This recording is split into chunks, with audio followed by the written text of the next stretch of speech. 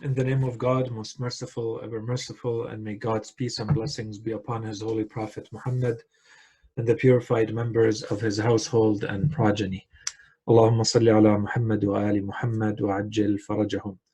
Brothers, sisters, dear respected viewers, Assalamu alaikum jami'an wa rahmatullahi wa barakatuh. And welcome to this latest, newest installment in this series that we're going through that has to do with the very crucial, important topic of the afterlife. The session for today's discussion is supposed to be centered on some of the main objections and concerns and questions that we encounter in the books of theology, of al-kalam, of beliefs, Islamic beliefs, when we go through them and we see what the philosophers and what the mutakallimin have written, what some of the scholars have written, and the answers they've provided, we find a number of objections / questions that were raised, and the manner in which they were addressed, of course, will differ from one scholar to another, and more significantly from one school of scholars to another school of scholars. But I thought that, the discussion that we presented until now, perhaps related to this topic and the main objections and the answers provided to them, maybe we went a little bit quickly. So we want to make sure that, I want to feel confident and comfortable knowing that you are at least aware of the main topic as it is explained and as it is presented in the books of Ilm al-Kalam, of Aqa'id. As I promised you from the beginning, if I felt that maybe the curriculum that we're following has some gaps or is lacking in certain areas, I will try to highlight those to you. And when it is possible, and we have a little bit of time and the timing works out in the presentation and the order, the sequence of what we're presenting, if all of it is working out properly, then in those cases we are trying to supplement what we can, where we can, so that you get a more fulsome discussion and presentation of the topic. And so today's lecture is supposed to be very much in that vein, in that we're supplementing what we presented based on the curriculum with maybe some points that are not usually addressed in this specific curriculum that we're following, but you will find them in classic works of Aqa'id and Ilm al-Kalam. So at least you have a good awareness and knowledge of them. So the session is simply called Questions and Objections. Of course, the question can be asked in a way that is sincere, we're really wondering and we're trying to find the answer, or it could be a hypothetical, or it could be an actual objection. So regardless of how you look at it, so it could be considered, theoretical, hypothetical questions related to the topic of the resurrection, or we can consider them directly as objections, as we have seen. And that's why we said that this is a proper place for us to discuss these. So maybe very quickly a recap. A recap of what we've presented until now, so that this discussion is understood in its proper context. We began with an explanation of the importance of this topic, and we said that it doesn't only have a theoretical place, it doesn't only hold a theoretical place in our system of belief, so that a system of belief would be considered lacking, it would be considered incomplete if it does not address the topic of the resurrection. If you as a believer, or even as a human being, you haven't reached your conclusions about what happens after you die and what kind of world awaits you, if any, or not, then you do not really have a fulsome system of beliefs. You don't really have a full worldview. There are gaps, and you have to decide how you're going to address those. And based on everything we said, it would not be considered acceptable for a human being to simply put all of that aside and say that I'm going to be completely agnostic, as they say, because these are unknowns. It's impossible to reach the truth. There are too many things to study. We've covered all of these objections and questions until now, so we're not going to repeat those. But the bottom line is, we do not think that it is possible for someone to live a fully human life without actually addressing these main existential issues that every human being should be dealing with. And that includes what happens after we die. Where am I going? So where did I come from? What am I doing here? And where am I going? Where am I headed? And this is the question that is answered by this theme of resurrection, al-ma'ad, as it's commonly referred to. So we also said, though, in addition to all of this and complementing our worldview, it also is going to give meaning to every action that we're going to take and every decision that we have to make in this life. Everything is going to depend on the answers that we gave to these questions. Depending on how you answered whether there is an afterlife or not, your actions in this life should not be the same. They will change. Once this is well understood, we spent a couple of lectures trying to understand a topic that, although maybe not directly related to the afterlife, it is necessary to reach a conclusion about it before you can jump into the topic. You're going to need this as an ingredient in everything that will come afterwards regarding the afterlife. So we decided to look at it right from the beginning, and this is the topic of the soul. Does the soul exist? What is it? What's the relationship between you and the soul, between the body and the soul? Are we more or not than the body? So we went through all of this, and we presented various arguments and various parts of, let's consider it evidence, to better understand what the soul is. And we presented kind of a rational / scientific points. And we also presented some points from the scripture, from the Holy Quran, mainly.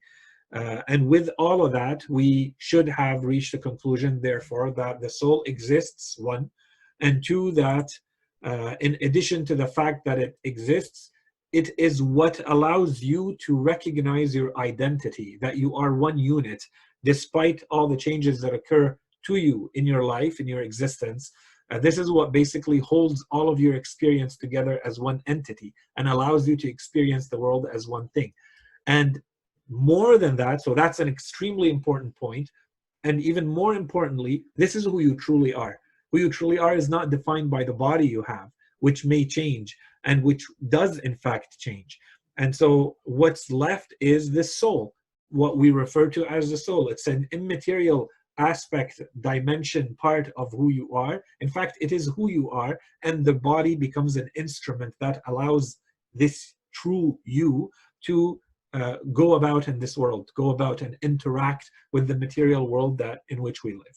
Okay, so we went through all of this, and once all of this is understood, we started looking at this notion. Once the topic of the soul is well understood, we went back to the main topic, which is the afterlife. And we said there are a couple of main arguments that we can use to properly explain with reason the importance, and not only the importance, but the necessity of the afterlife. And we brought it down to two main arguments. Those are the ones that we presented, and those are the divine justice on one side. Allah subhanahu wa ta'ala is just, and if you look at the state of the world, you see that it is not a just world, and so this cannot be the be-all end-all. We need another thing to re-establish divine justice. So that's one. And two, that Allah subhanahu wa ta'ala has wisdom, so he acts with purpose. And without some sort of conclusion to what's happening in this world, then this world would be kind of left purposeless, and our creation would be purposeless. Those are the main arguments. And of course, we presented all sorts of different variants that fall under those big arguments, including, I think, an important topic and a very relevant topic nowadays, which is it still possible to find meaning in a world that does not have an afterlife?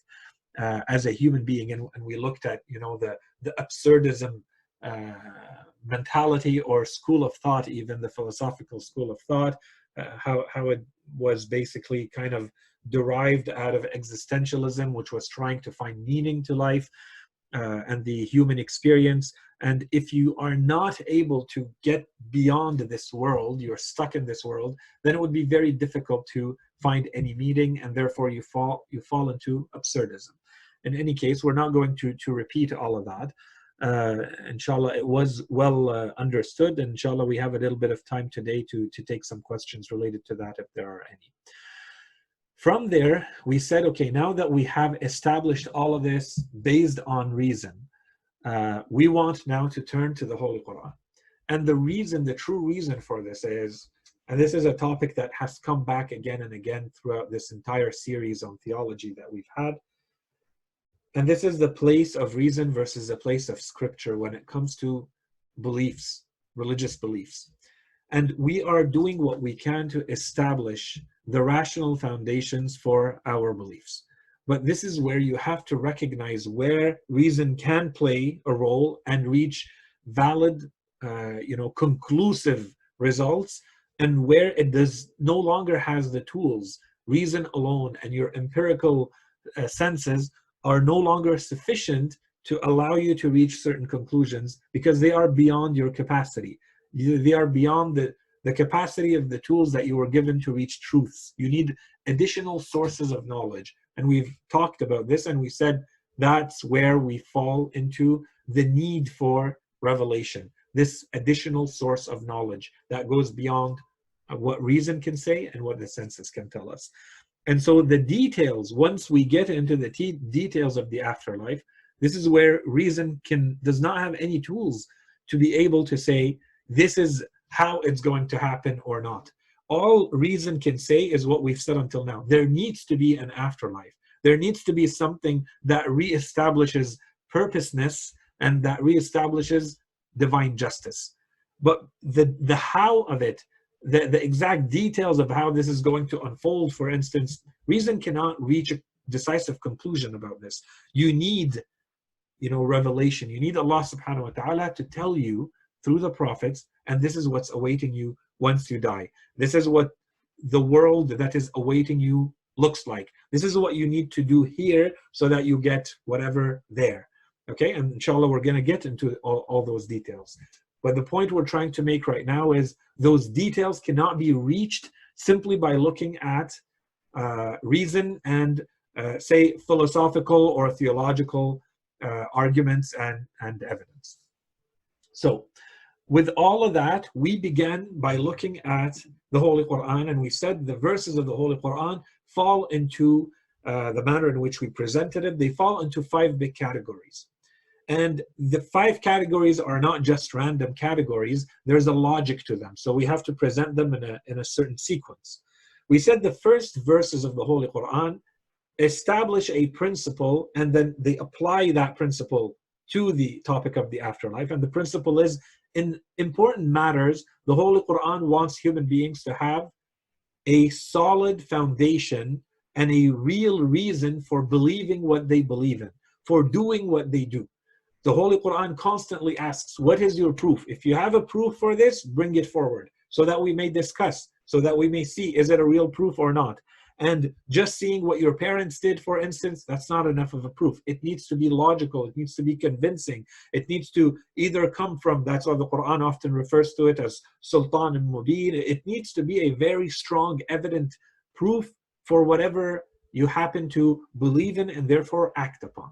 Okay, so then this is applied to the afterlife. And the Quran shows that those who want to deny the afterlife do not have any proof for doing that. So right from the beginning, it basically disarms them. It takes away the main weapon that you could have as a denier, as someone who wants to object. Your only real weapon should be your evidence, your argument. And the Holy Quran begins by showing that there is no argument.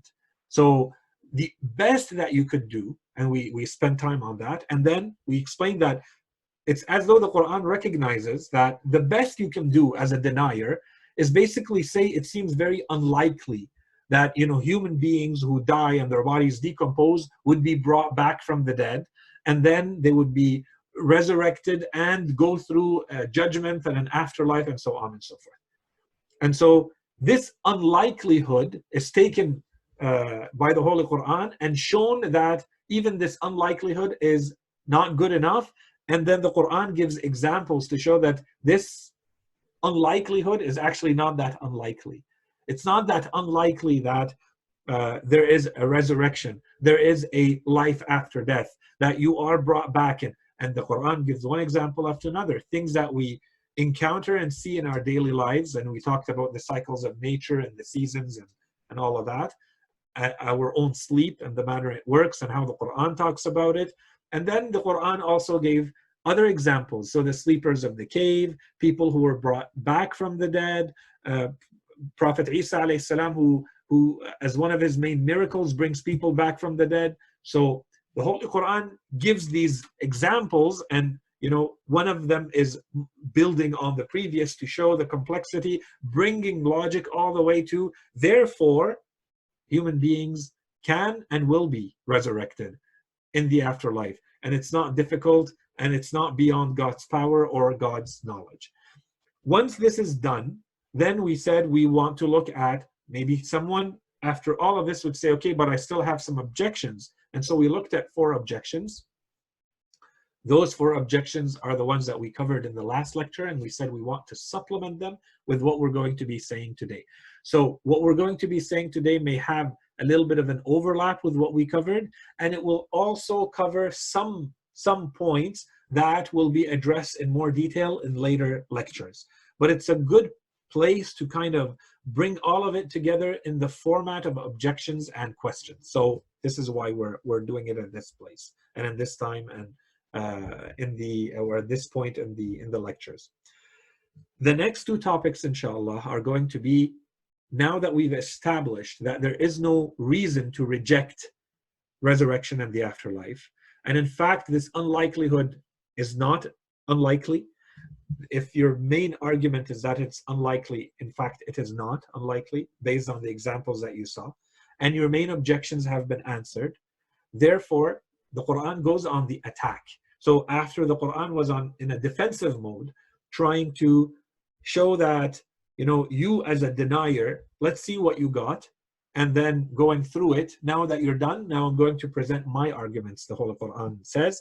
And then this is where the Holy Quran presents 2 main arguments, or one argument which is the divine promise, which inshallah we will see in the next lecture, as well as, combined with that, as well as the actual rational arguments presented by the verses of the Quran about the afterlife being necessary. So beyond the fact that it is a divine promise, which is an argument in itself, there's also rational arguments presented by the Holy Quran, which we will see next time inshallah, that talk about the necessity of an afterlife to this world. Okay, so that's kind of the logical sequence. Now, the 4 objections that we saw last time were, how is it possible to bring back into existence something that has ceased to exist? And we're going to go back to it again today and look at it from another angle. How is it possible that a dead body returns back to life? And we're also going to go back to it a little bit today and talk about it. And then the 2 main headings that the author talked about, which is, he kind of lumped everything together under the 2 headings, which are the power of the Creator and the knowledge of the Creator, which need to be absolute, which need to be incomparable for all of this to work. And we said, and that's exactly what it is. And that's the type of Creator that we believe in. And therefore this, fantastical claims, because you need fantastical, unbelievably, absolute levels of power and knowledge to do all of this. We prove that this is actually the type of God or type of Creator we believe in, and therefore it is not that unlikely and it's not so fantastical as someone might think. And then maybe very quickly, in addition to the actual objections that we're going to go through, we said that there are main triggers sometimes for these objections. So this is also a little bit of a recap. And a lot of the objections actually derive out of those triggers. The first one has to do with the fact that, and of course, keeping in mind everything we're presenting, we're trying to show that this has a Quranic foundation. This is not a rational or purely rational discussion. All of this is, We're trying to see what the Holy Quran says about this topic.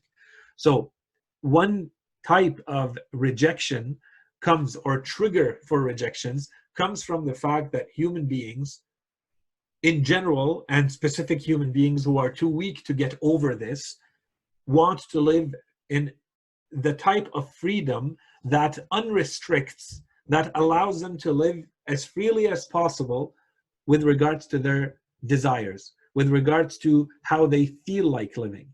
This is normal. This is how we were created. But then this is where you have to decide, do I let these desires take over, or do I use my reason and do I use logic to use them in the appropriate way and not allow them to transgress over my rights, the rights of others, the rights of God, and so on and so forth.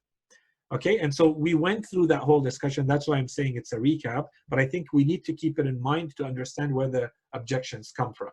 And so from the Holy Quran, we see, for instance, in chapter 75, verse 3 to 6, does the human being suppose that we cannot, or that we shall not, put together his bones? Yes, indeed, we are able to proportion even his fingertips. Rather, the human being desires to go on living viciously. Or, another translation, he desires to defile what lies before him. بَلْ يُرِيدُ الْإِنسَانُ لِيَفْجُرَ أَمَامَهُ. So this verse, and you cannot just look at بَلْ يُرِيدُ الْإِنسَانُ لِيَفْجُرَ أَمَامَهُ. You have to link it and see that in the two previous verses in Surah Al-Qiyamah, you see the Holy Quran making a clear link. If there's a reason why they are objecting to, there are people who are rejecting the idea of an afterlife, saying, how is it even possible that our bones are going to be brought back together? And so the verses respond directly to that. Does the human being suppose that we cannot, or that we shall not bring back together or put back together his bones? Yes, indeed, we are able. So obviously this is a direct answer, a direct response to an objection, that this is something not possible. So the Holy Quran responds, and then it gives the reason for where this came from, this objection came from. بَلْ يُرِيدُ الْإِنسَانُ لِيَفْجُرَ أَمَامَهُ. Rather, the human being desires to go on living, according to his own vicious desires or vile, whims, and the freedom that he wants to have. Because the moment you accept that there's an afterlife, then you have to live in a certain way. It's going to bind you.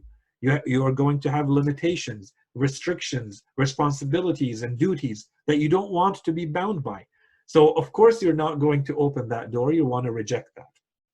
The second trigger, as we said, is there are a lot of people who have all sorts and shapes of power in this world.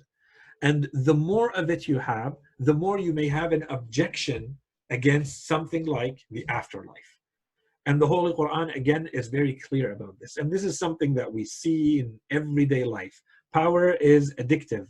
Power is something that the more you have of, the more you want of.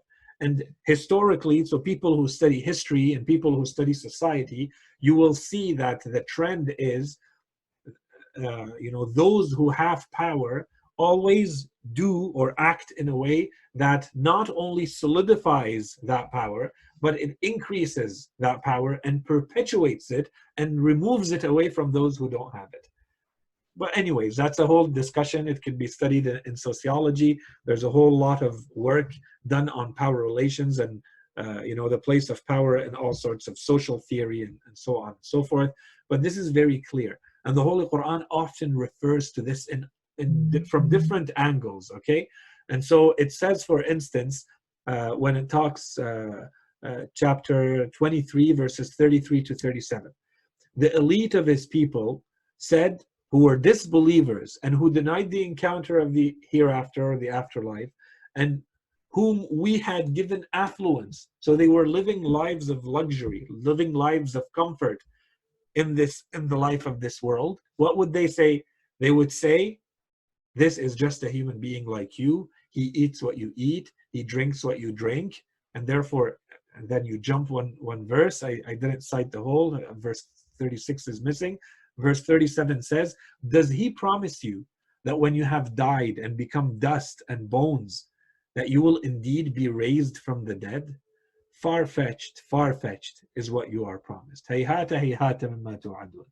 Okay, this is something, it's so extremely fantastical that you should not even consider it. It is too far-fetched. And this is why we said, you know, really the argument of these people really is about far-fetched. It's about unlikelihood.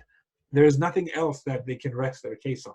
But notice here in this verse how the Holy Quran linked. Who is it that's saying this? It's the people who have the power. It's the elites. It's those who have the nobility. It's those who have the decision-making power.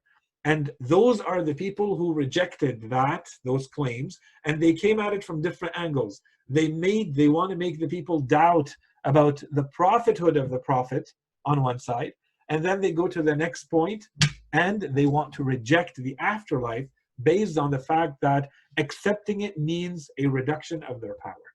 Okay? And then finally, and this is perhaps more of an ideological reason, it's that denying the afterlife, rejecting the afterlife, may be something of a kind of a logical outcome. Because you've taken a certain ideological decision to start with, when those prophets are sent to you, when the truth is presented to you, that you say, this is just wrong. I will never accept this. Someone who is 100% entirely convinced and not open for debate, entirely convinced that religion is something that is man-made to control, you know, the weak or the masses or whatever.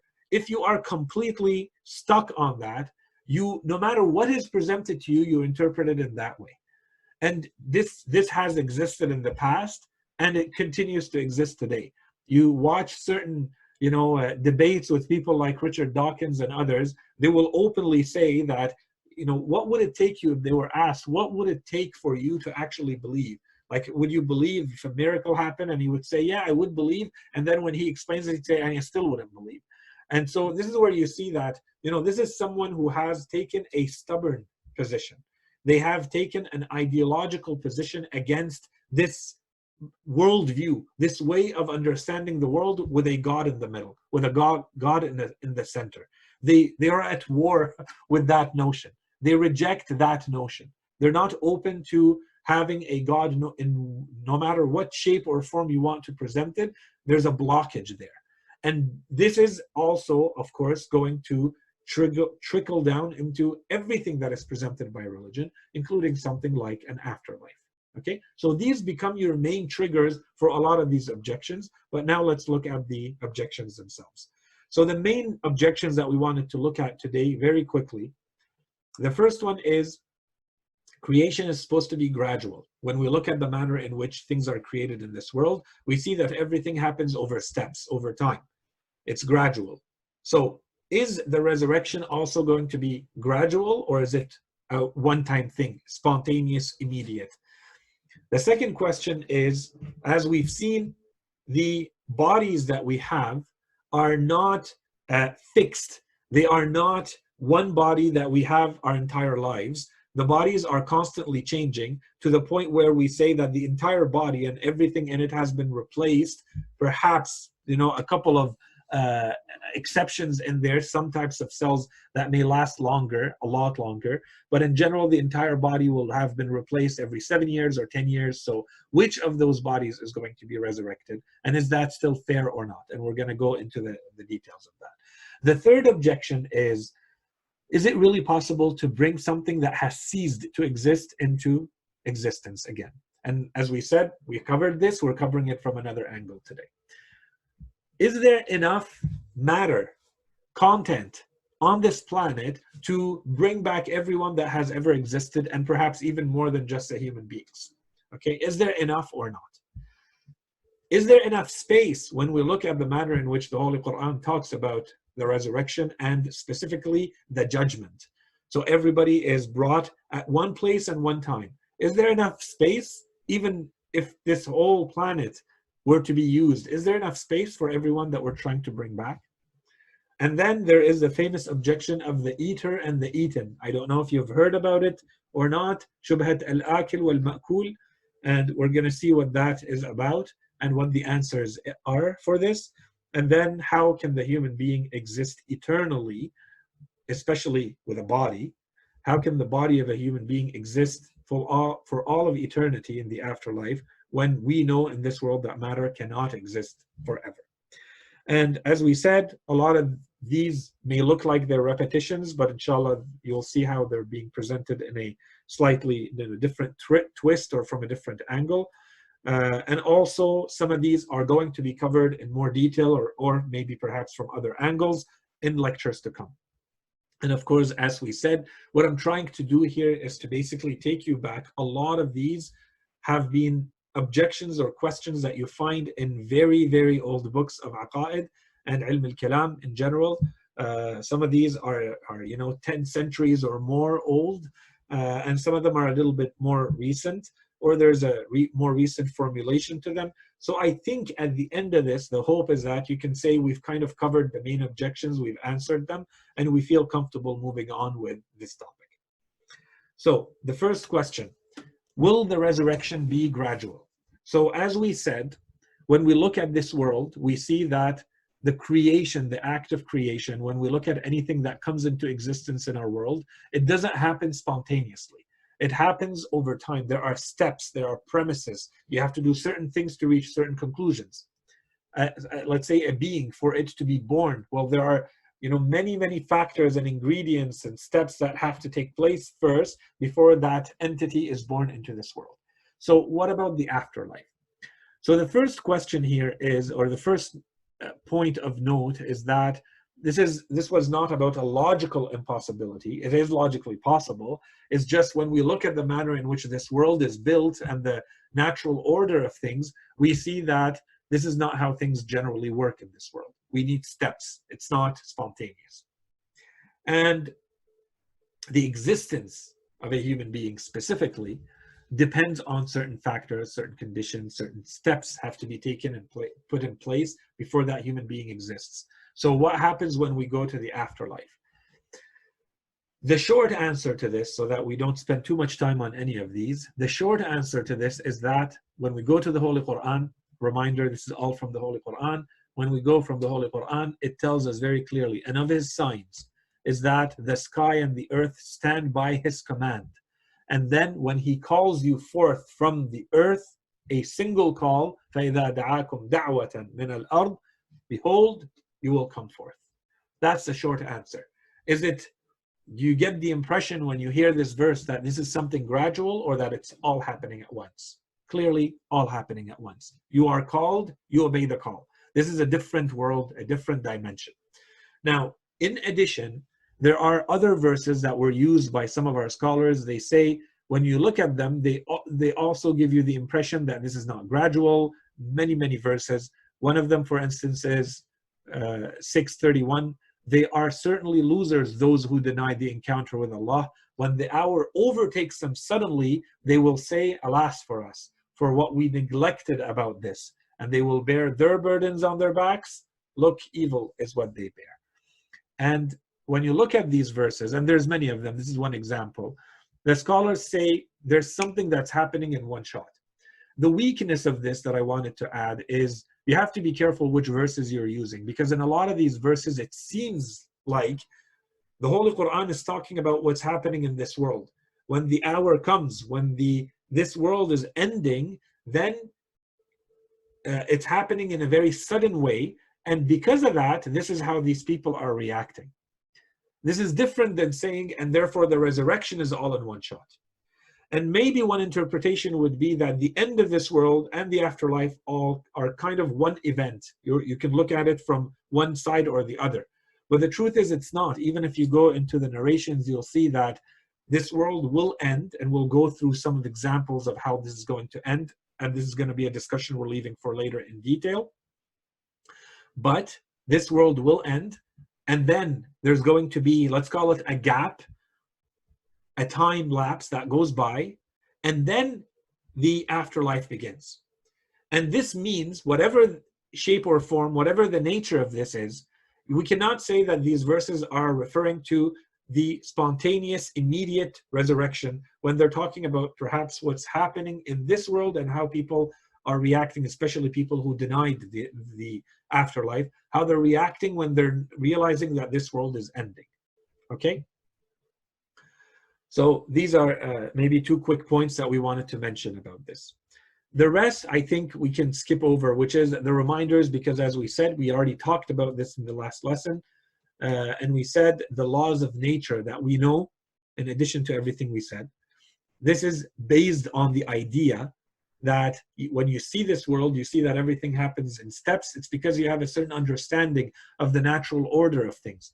Well, who says that the same natural order is going to be awaiting you in the afterlife? That's one. So don't try to apply it as is.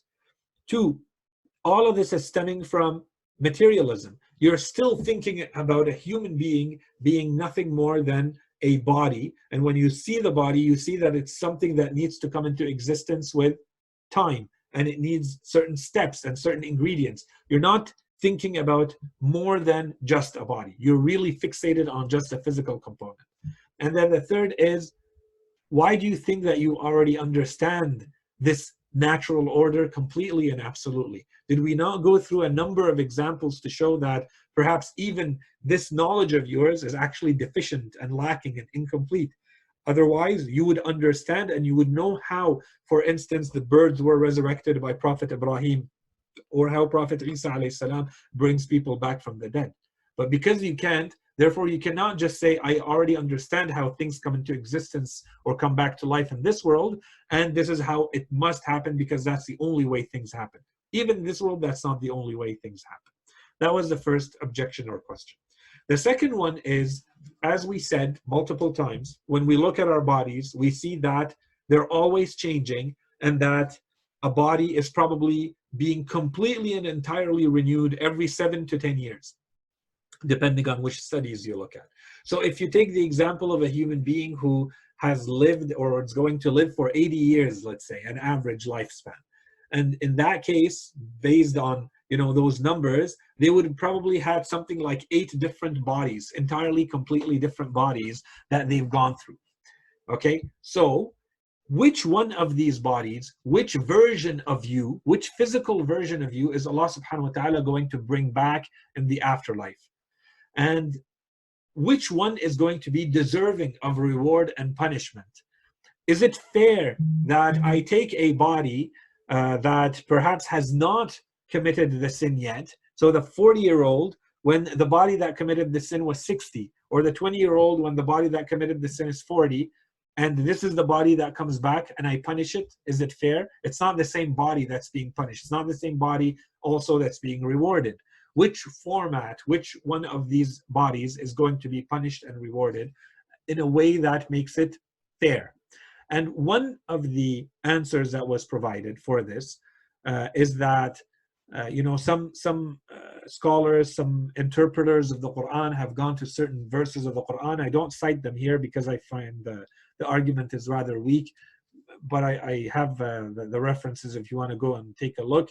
36:51 in Surah Yasin and Surah Taha 20:55. And those are examples of verses that were used to say that it's basically the last body that you had in this earth. When you left this world, that's a body that you will come back in. This is a body that deserves the punishment and the reward and going through the afterlife, because this is the body that represents your culmination.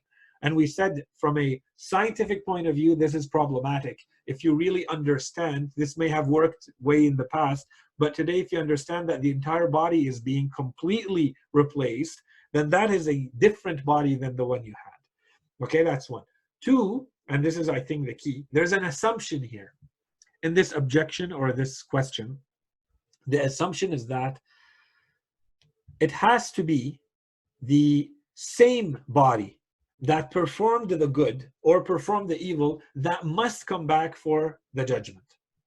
And again, this is stemming from a very materialist worldview, because we said, based on our understanding of the soul, who you truly are, the place that holds together your feelings, your will, your reward and punishment, that your humiliation or your pride, whatever it may be, it's all in the soul. And the body is the instrument. Okay? You have a body, the Quran says there is a body. It does not need to be the exact same body, and we're going to look at that from different angles today. Okay, but it does not need to be the exact same body that you had in this life. And once you understand this, this becomes a key that you can use to answer a lot of the objections against the afterlife for yourself and for others.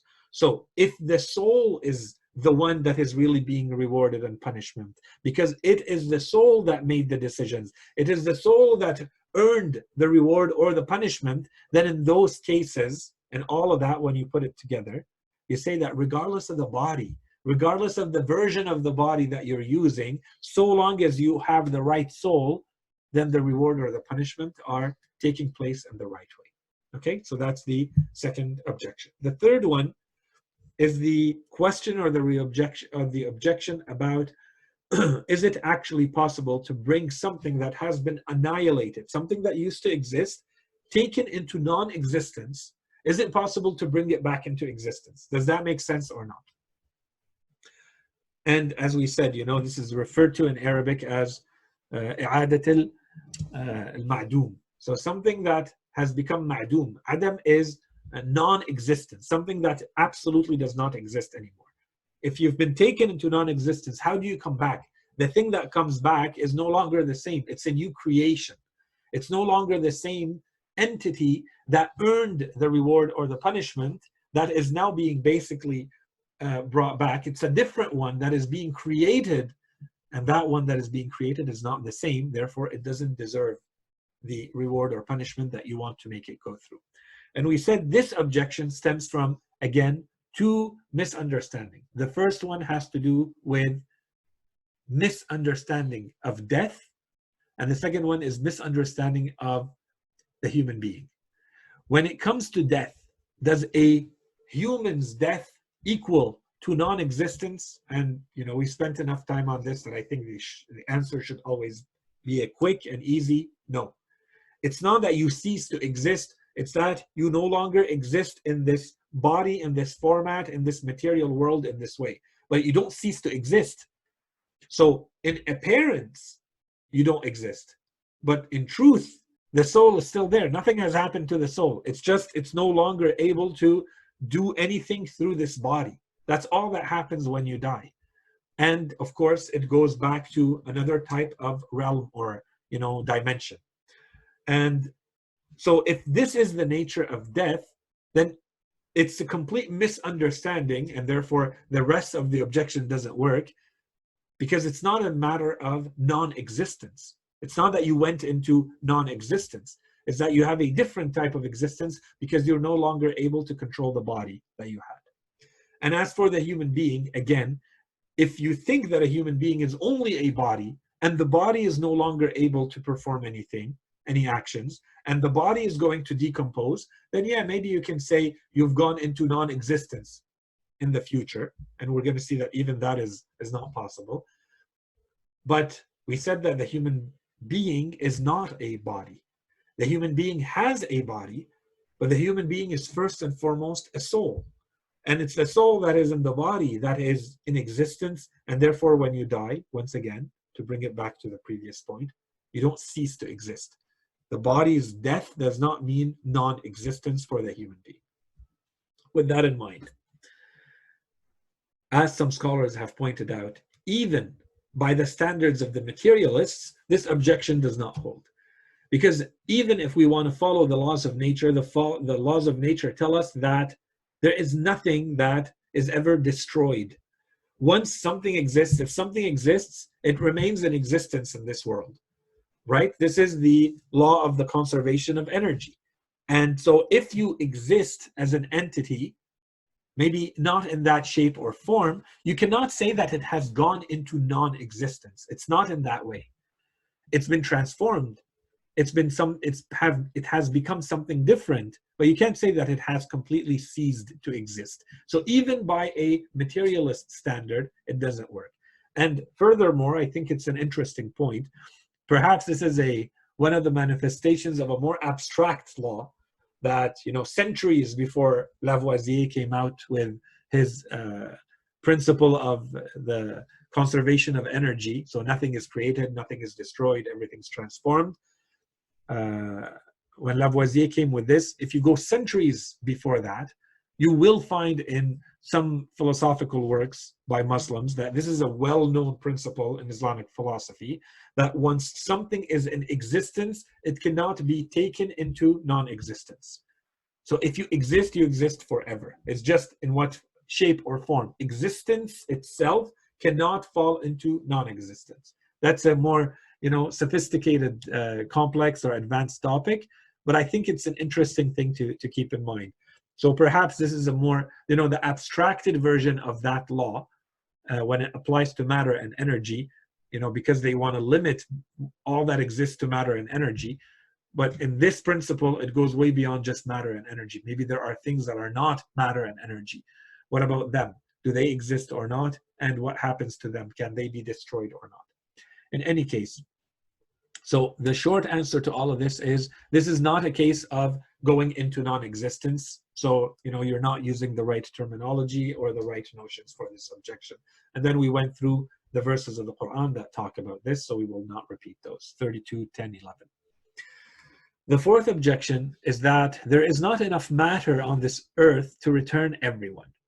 So if it is right that as they, go through their geological, archaeological, anthropological studies, and they conclude that human beings have been in existence for 2 million or more years, and you think that all those people have to be brought back, and all these people have to be judged all at once, and that all those people are going to go to, heaven or hell, depending on their actions, then to bring them back, you need enough content, you need enough matter, you need enough ingredients to put together those bodies once again.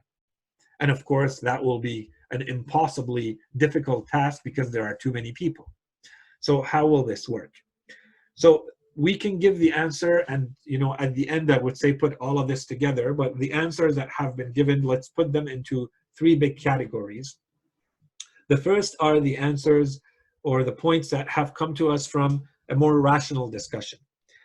So first and foremost, we can't just say that everybody who has ever lived for the past 2 million to 3 million years. We don't know that.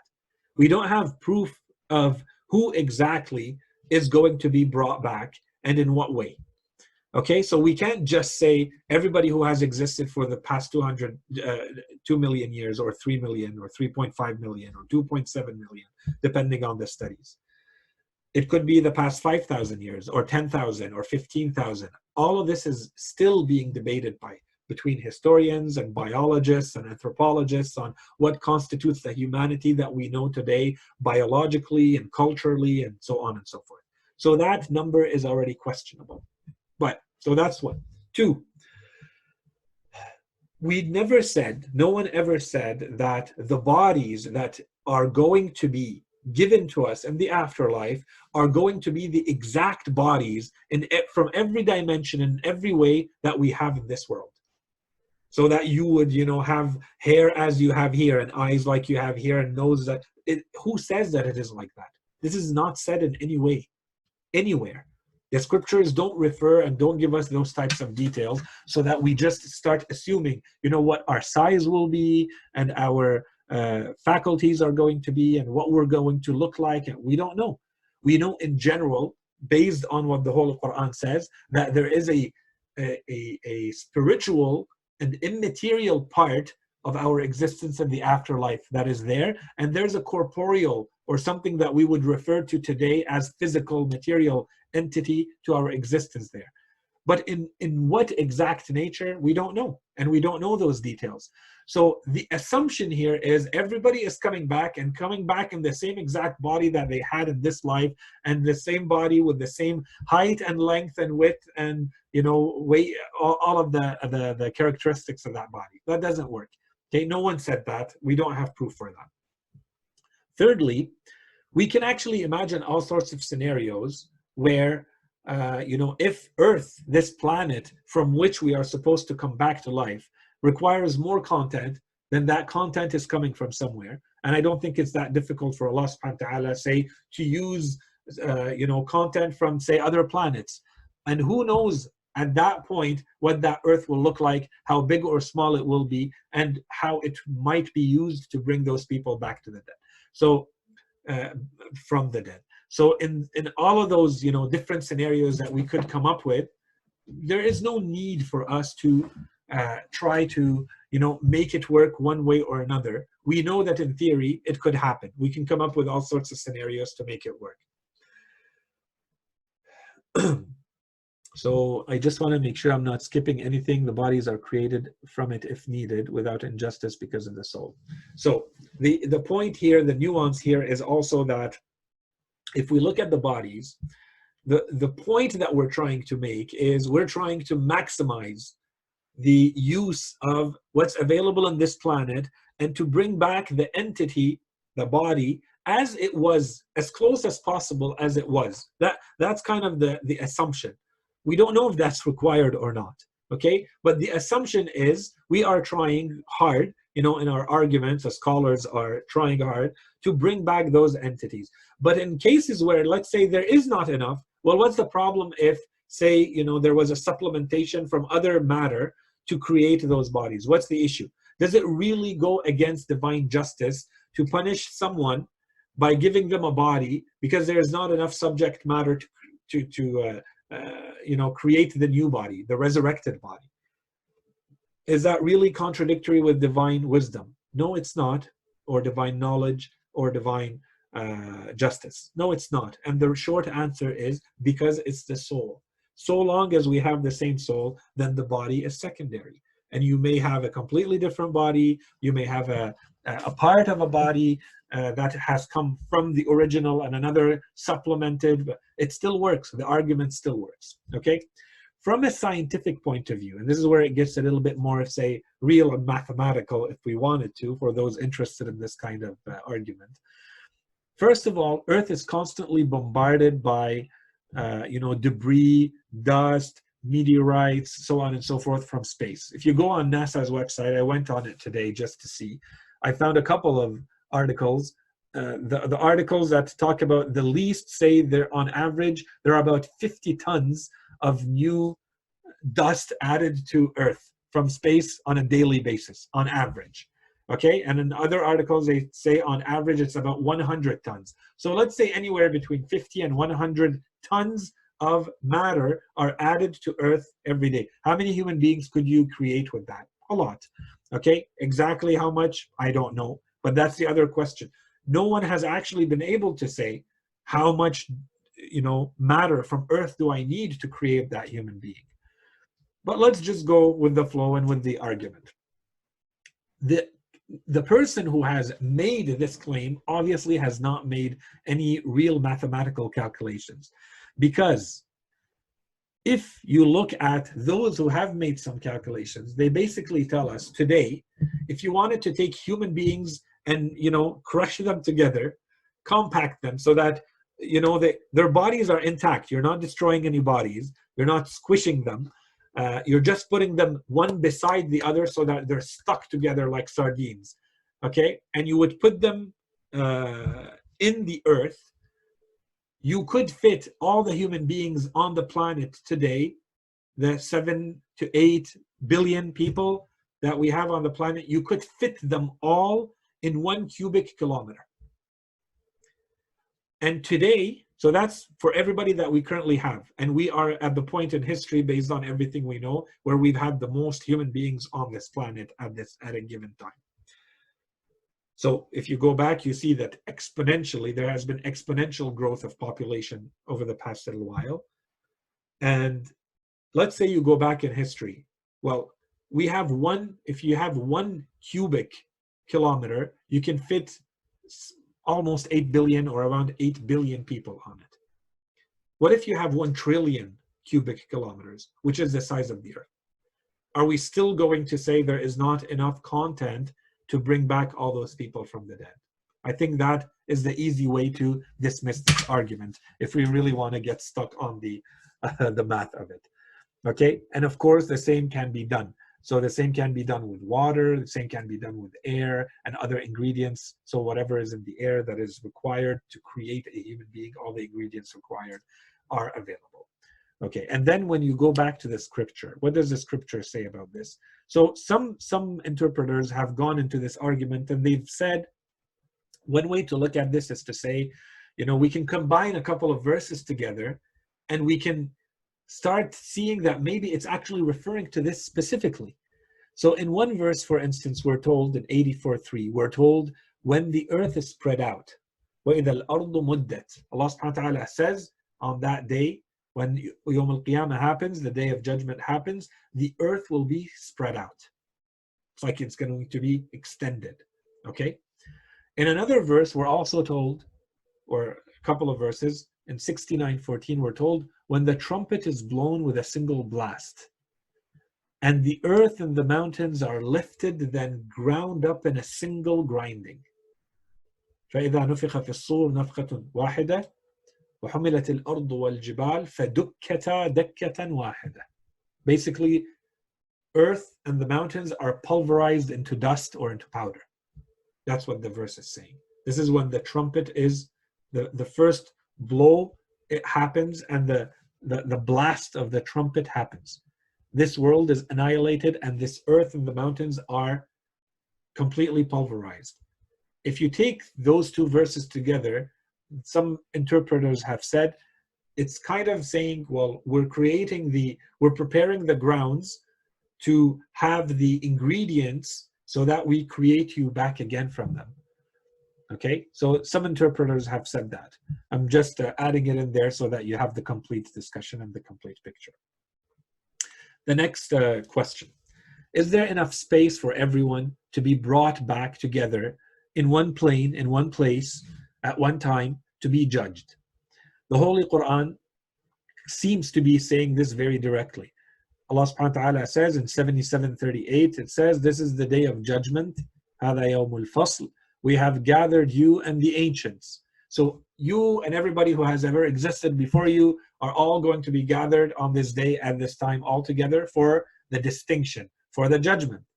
Okay, this is what's going to separate some from some. Is there enough square kilometers on this planet to bring everyone back, to stand in one place at one time?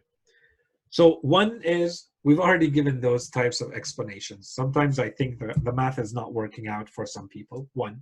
Two, in addition to all of this, the idea here, the assumption here for this type of objection or rejection or question is that you're assuming that we're still in the same type of world, when clearly the Holy Quran says again and again and again that this world that you know is no longer going to exist. So I've split the verses into three categories. Some verses of the Holy Quran, when they talk about this world, they make it clear that it is going to have, it's walking or it's moving towards an end. Allah subhanahu wa ta'ala has created this world towards a very specific end. It will end at a point in time and in a certain way. That's all those verses say. Other verses, another group of verses in the Quran, are very clear that this world is going to be, in one word, it's going to be completely destroyed. It's going to be annihilated. The third category of verses explain to us that the order of things that we know in this world is going to be replaced by another order of things. It's not that there are no laws, it's that there are different laws and different realities that are going to be put in place in the next world, in the afterlife. So let's look at the verses of the Quran that talk about this. And once this is understood, then the answer to this question becomes clear. Is it really true that there is not enough space to bring everyone back? The first verses, the ones that talk about how this world is temporary and going towards the end for which it was created. The first verse says, it is Allah who raised the heavens without any pillars that you see, and then presided over the throne. He disposed the sun and the moon, each moving towards a specified term. The sun and the moon have a specified term. I'm not going to continue with the Surah Al-Ra'd 13:2. The next verse, Surah Al-Rum 38. Have they not reflected in their own souls? Allah did not create the heavens and the earth and whatever is between them except with reason and for a specified term. Indeed, many of the people disbelieve in the encounter with their Lord. So again, very clearly, everything in the heavens and the earth and whatever is between them has been created for a specified term. There's an end date to this.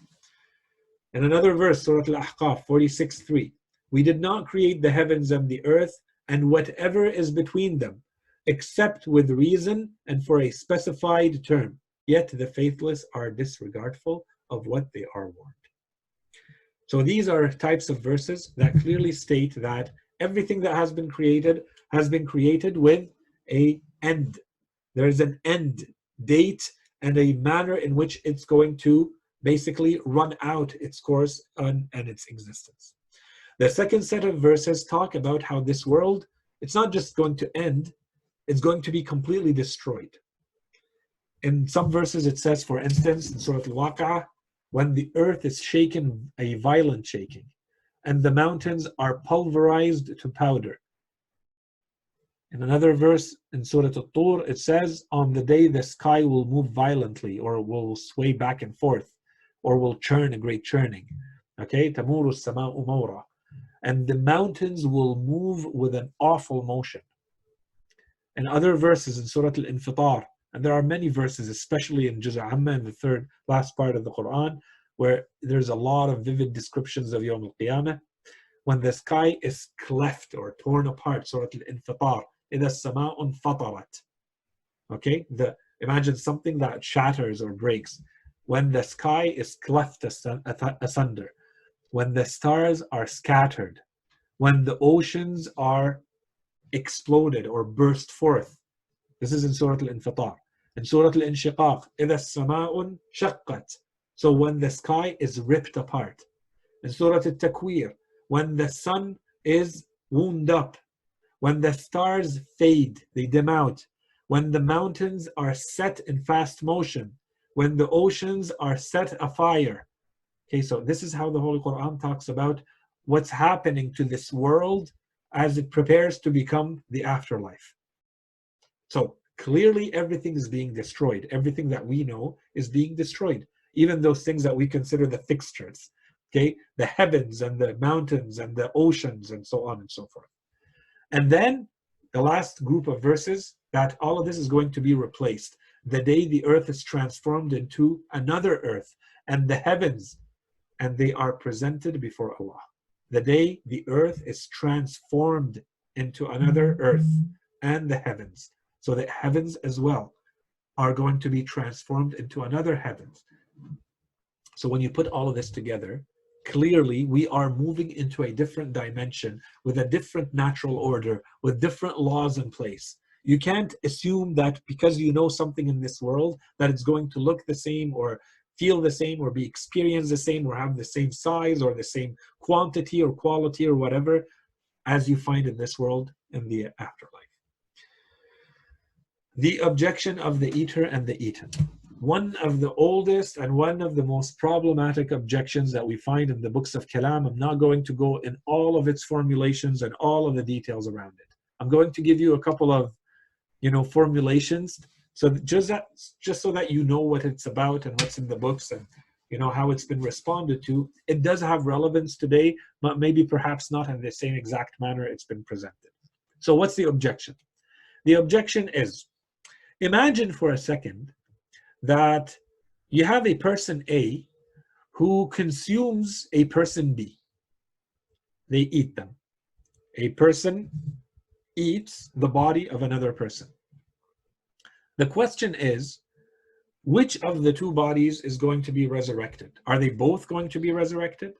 Is only one of them going to be resurrected? And which one is it? Is it the one who was eaten or the one who ate? It's very problematic when it comes to the one who was eaten. The one who ate, maybe a little bit less problematic, except in the second formulation, we'll see why it's problematic. If we say that which one is going to be resurrected, if is it only A or only B, then we have an issue. Resurrection is supposed to be for everyone. If we say that it's the person who was eaten, then they were eaten. How are they being brought back when they are now part of another body? And if they are both going to be brought back, then how are they both brought back when one of them is consumed by the other? And if we say none of them is going to be brought back, then that's completely rejected. The second formulation of this is when they say, imagine a person A who is supposed to be a disbeliever, therefore someone who should end up in hell, who consumes, who eats a believer. Person B is a believer who is supposed to go to heaven. And so if the disbeliever eats the person who is a believer, and they go to the afterlife, and they're resurrected in that body, then they have in them the body of the person who was eaten and who was a believer, and that it is unfair that the body parts of the believer are going to be punished in the punishment of reserved for the disbeliever. That's basically the second formulation of it. Now, first and foremost, hopefully it's very clear that no one is eating anyone. There is no actual consumption of human beings by others unless you're very deranged or living in an extreme barbaric land. But generally speaking, that's not the issue. And I think so a more modern formulation of this objection would be that imagine a human being who passes away, who dies, and at some point their body, through, naturally, as we do when we bury people or not, at some point the body is going to return to this land and it's going to decompose, to this planet, and it's going to decompose. And that decomposed body is going to be what makes up plants. And those plants are going to be consumed by animals. And you as a human being, you may be consuming the plants or the animals whose bodies were formed from the decomposed bodies, the deceased bodies of other people. And so this is perhaps a more modern version of this objection, of this question, okay? So how do we answer this? Where are the big problems and how do we answer this? And of course, there's not enough time to go through all the details. We'll go quickly over it. The first point is any of the previous bodies would work. Okay, so this is what we addressed in question 2 when we talked about which one of the bodies is going to be resurrected. We said the point of the resurrection is about the soul. Okay, so the soul is going to be the one deserving the reward, deserving of the punishment, and we just need a body with it because scripture tells us we are going to have bodies in the afterlife as well. Okay, so any of the previous bodies would work. And what do we mean?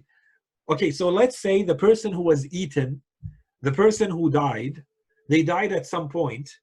That, let's say they were 40 years old. Well, if the body is being completely replaced every 10 years, then the fourth body was eaten, but there's 3 more bodies that Allah subhanahu wa ta'ala could use to bring that person back, if this is how they want to interpret it. Okay, so any of the bodies would work. That's not an issue. That's one. And as we said, it's not really about which body you were in. A second point to this is, even if you are consumed, your body is consumed by someone. We know that when you eat food, the majority of the food you eat is actually released by the body and it's not absorbed. Okay, so even as an objection, theoretically, it does not really work. You're not keeping 100% of what you're eating inside you. Thirdly, for some reason, there's this fixation that we have, and a lot of ilm al-kalam is based on this, and I don't want to go on a tangent here, that we're really trying to preserve in the arguments and in the discussions, we're really trying to preserve as much of the original body as we can. And we don't need to do that. Okay, if we can, great. If there is enough matter that we can put together, bring it back together as it was, and we have the same original body, great. But if we fail to do that, what's the problem? There's no issue. So long as we said again and again, so long as the soul is there, we don't have an issue. There is no necessity to bring that same exact body entirely as it was. Okay? And to add to that, if you actually understand what the science says and the whole body is actually being replaced and it's constantly in change, there's never going to be a situation where you have a full human being. You'd basically have to bring back all of the cells that ever made up the human being through their entire life to say, accurately and precisely, we have the exact full human being. You'd have to put all of that back together, which doesn't work. Okay, so it's even in theory impossible.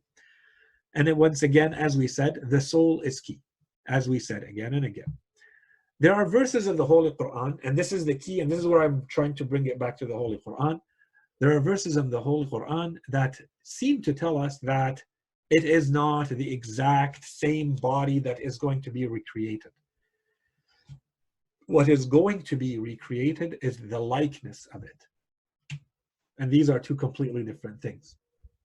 Notice the verse in the Quran in Surah Yasin, for instance, when it says, is not he who created the heavens and the earth not able to create the like of them? The like of them, not to recreate them again. Could he not create the like of them? يَخْلُقَ مِثْلَهُمْ. Okay, in Surah Yasin.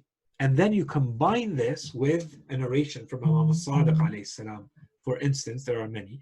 In one narration, he says, Allah subhanahu wa ta'ala, he holds the souls. So this is at the moment of death. He holds the souls and he puts them, once it's the time for resurrection, and he puts them in the likeness of what they were in this life, so that they eat and drink.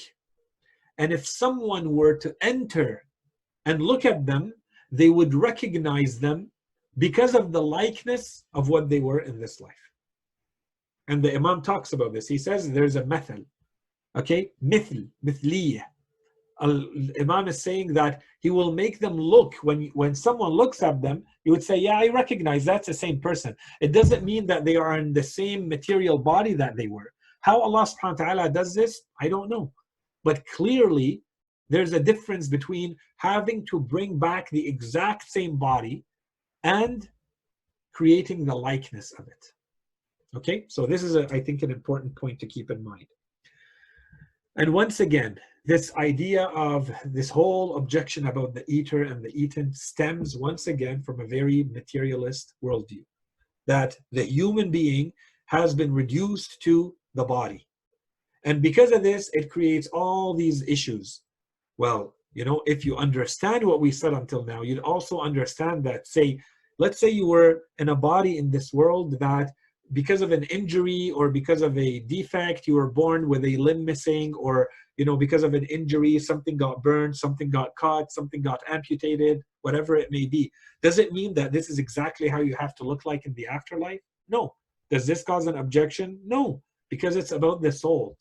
So you may come back in a different body. Those injuries, defects, whatever they may be, are probably going to not exist in the afterlife, and it's not an issue. And if you take the second formulation is specifically around, is it fair for Allah subhanahu wa ta'ala to punish, let's say, the body parts, the organs that were consumed by the disbeliever, because the disbeliever is being punished when they belong to a believer? And the short answer is, once again, you are too fixated on the materialist argument and worldview. And look at the examples, especially in our world today, with all of the, you know, the organ transplants that we see, for instance. If someone has a kidney from someone else, and that person, the person who received the kidney, let's say they commit a huge crime, and then they have to be, executed at the end of their sentence. Do we say that it's not fair to the kidney of that person? The kidney is now, are you going to associate that kidney back with the person who was to whom it belonged in the first place? No. You're going to say that the moment it's part of the other person, that's where it belongs, and it doesn't impact or affect the identity of the first person. So things to keep in mind. There's a lot more we can say here, but I'm running out of time. I want to end it very quickly. How can the human being become eternal when matter is not? The objection is that when we look at matter in general, we see that matter cannot keep its composition, cannot keep its characteristics and its traits and its functions in the same way forever. Because of certain principles, and again, we don't have time to go through this in any case, and now even less because we don't have time, because of entropy, right? Because of the waste of energy that is always happening. That's why they say that the end of the universe is going to be a big chill or a big freeze, the heat death of the universe, as they refer to it, where you're basically not able, as the universe is unable to generate more work that wastes energy, more entropy increasing work. So long story short, you're no longer going to be able to maintain the ability to generate new functionality and new existence. You may go down to the most basic, most primary particles, whatever they may be, or however it may be, but you're no longer going to be able to do anything with that. Okay, so most likely a lot of the physicists and theoretical physicists, they lean in that direction. And so if that is the case, then how can you explain that you claim, religion claims that it's going to be a corporeal, material existence and it's going to last forever? Matter cannot last forever in this matter. The answer, first and foremost, the assumption once again is that we are dealing with the natural order that we have in this world. And that is simply not the case, as we have explained again and again. And so if we take an example specifically about the human being, let's see what it says about, for instance, in Surah An-Nisa 4:56, when it talks about those who are in hell. And when we say those people are going to remain in hell forever, the Quran says, indeed, those who defy our signs, we shall soon make them enter a fire. As often as their skins become scorched, we shall replace those skins with other skins, so that they may taste the punishment.